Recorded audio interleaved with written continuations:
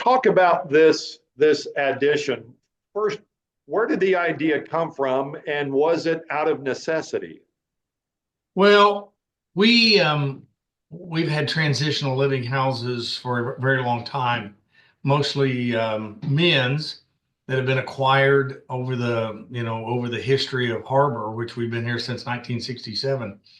When I became CEO of Harbor a few years ago, we really didn't have women's transitional living, something that we needed. Transitional living is for someone that has gone through the 28 days of treatment and really needs a place to live, needs to continue their treatment with some counseling and get their life in order. And so we started to rent some houses in the Fort Smith area for women to be able to move into after treatment. And they pay us a small amount of rent. They have to have jobs. They have to continue counseling and group counseling. We have a treatment plan. And so they can stay in our transitional living 6 to 18 months, depending on their progress and those kind of things. So, uh, but we had land. We had land in Hot Springs. We had land across the street from our women's facility here in Fort Smith, 4 vacant lots. And so we started to explore some options on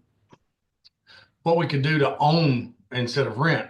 And just over the course of some time, with the help of a couple of my staff people former clients who had actually lived in transitional living many, many years ago, we started with the house plans for a lodge.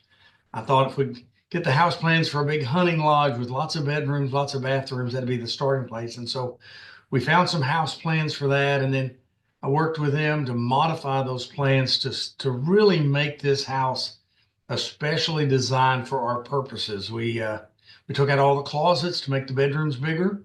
We enlarged the laundry facility. We enlarged the front and back porch and some of those things, and then had a draftsman redraw the plans. And so we with and so before Governor Hutchinson left office, the legislator gave him a block of money for some discretionary to give to nonprofits and whatever. Of course, he has ties to Fort Smith. He has ties to the recovery community. It's impacted his life, and so he gave us money. He gave us a grant, and we built a house in we built a house in Hot Springs. We built a house in Fort Smith. Took us a little longer in Fort Smith, a few regulations, but we got it done. And so today was that dedication ceremony, and Governor Hutchinson and his wife Susan came out, and we had a lot of dignitaries, staff, people from other providers came, and now we probably had 75 people standing out in the cold. And so Father Paul Fresco from Mercy gave the invocation. We had some introductions. I talked about the history and how we did that, and then Governor Hutchinson really spoke. It seemed to really touch him that we took the money that he gave us. This house is 7 bedrooms, 6 bathrooms. It will have a house mom that will live there all the time. And then it'll house from 12 to 14 women who are complete with their treatment, but who are in recovery, getting their life back together. But they're still going to have to follow some protocol in order to stay there. Oh, yes. We have a plan, a treatment plan for people in transitional living. They have to go to a group session every week. They have to go to a counseling session every week. And then as they stay in our transition living longer and become, more and more used to ordinary life and working a job, then we reduce that to a group every other week and counseling. So that tapers off over their stay with us. Of course, they can leave anytime they want. But we find that people who go into our transitional living after treatment fare much better in life than those who don't. We don't get them back nearly as often as we do those who maybe go through 28 days of treatment and then just go back out into the world. How does this add to what you do and the success rate of those that you serve? Well, success rate is hard to measure. We try to make phone calls to graduates at the 6 month and the 1 year mark, and to try to check on them, see how they're doing, and so we last year we contacted 1,200 graduates. Now we may have called 1,500 to contact 1,200 because you can't get a hold of people and they don't call you back and those kind of things. And so at the 1 year mark, out of those 1,200, we had about 70% tell us they were clean and sober and doing well. Um, that's an exceptionally high number. We didn't go out and find them. We only took their word for it. But that's really the only way we have of following up with people is just try to reach out. And we do that every day. We make those phone calls every day to people that have graduated. But How will having this transition house enhance what you already do? it's a difference maker for people. Like I said, once they go through the 28 days of treatment, we say they're just barely clean, they're just barely sober. And so if they don't have a good spouse to go back to, or mom and dad, or somewhere to change their life, to maybe get into a different, then going into transitional living where there's a community, where there's accountability, not just with our counselors and our group, but accountability with each other.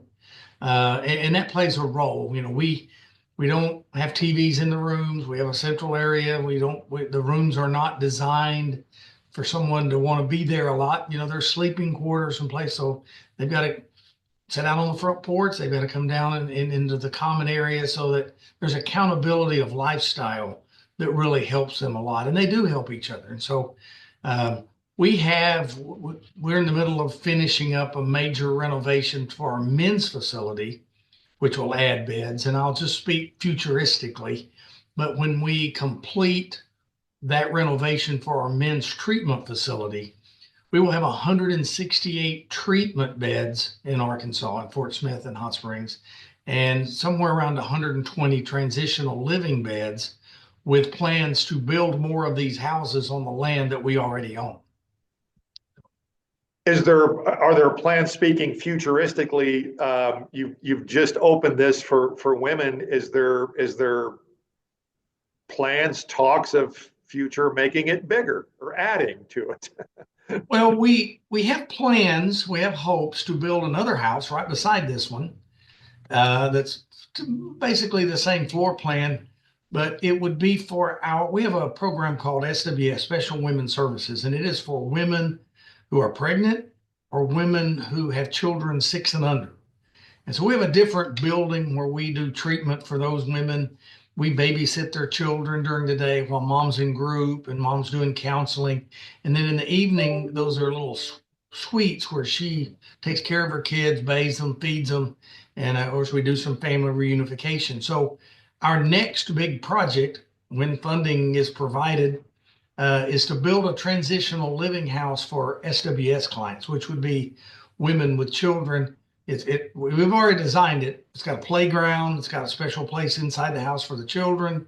It's really basically the same floor plan as this one with some wall modifications so that each one of those little family units has their own private space. So that's our next. There's not anything like that in Arkansas. We would be the first to have it, but we do see recidivism with women with children who leave us and they just don't have anywhere to go. So oftentimes they go back into a bad environment.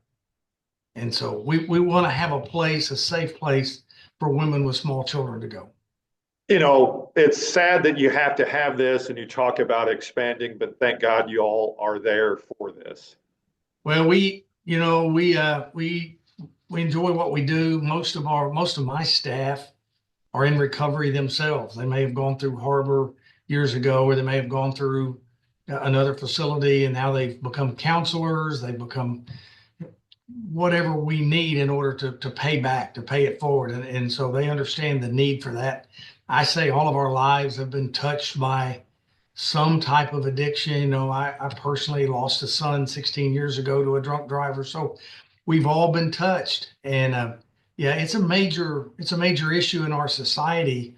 But for those of us that do this kind of work, I mean, it's fulfilling. We have tremendous stories. We have stories of people, that come back to us, or spouses or parents, and their child or their spouse or even their parent is whole again, living a good life. And that it's a cliche, but it certainly makes it all worthwhile.